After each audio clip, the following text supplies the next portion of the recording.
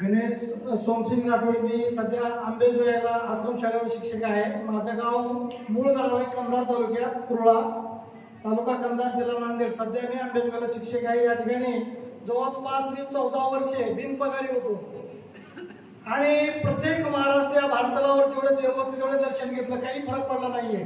4 कोर्टाचे निकाल लावले, काही फरक पडत होता. निकाल लागायचं, अधिकाऱ्याने फेटाळून लावायचं.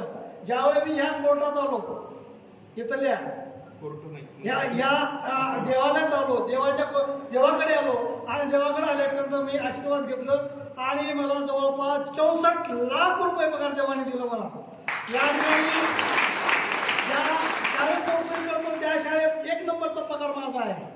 भगवंताने मला एवढा आशीर्वाद दिला की मला आज 19 पासून 2019 मध्ये मी येत होतो, त्या दिवसापासून माझी पगार झाली. या ठिकाणी मला खूप आनंदी आहे आणि सुखी आहे. माझ्या कुटुंबात माझी एक मुलगी व्हेटरनरी करते, एक मुलगा लातूरला क्लासेसला शिकतोय आणि आज माझी कोणतीच अडचण नाही. मी सुखी आनंदाने जगतो, फक्त बाप्पाच्या आशीर्वादामुळे जगतोय. टाळ्याच्या गजरामध्ये स्वागत करूया. हे सांगतात मी आश्रम शाळेवर जॉबला होतो, परंतु त्या शाळेवर त्यांना काढलं गेलं. मी काढल्यानंतर ते इथं आले, आशीर्वाद घेतला आणि आशीर्वाद घेतल्यानंतर त्यांना किती वर्ष घरी होते आपण? 14 वर्ष ते घरी होते.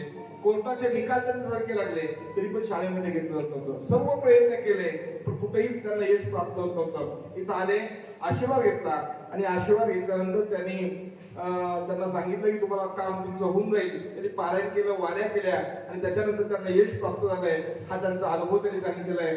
धन्यवाद सर. बोलायचं काय? बोला.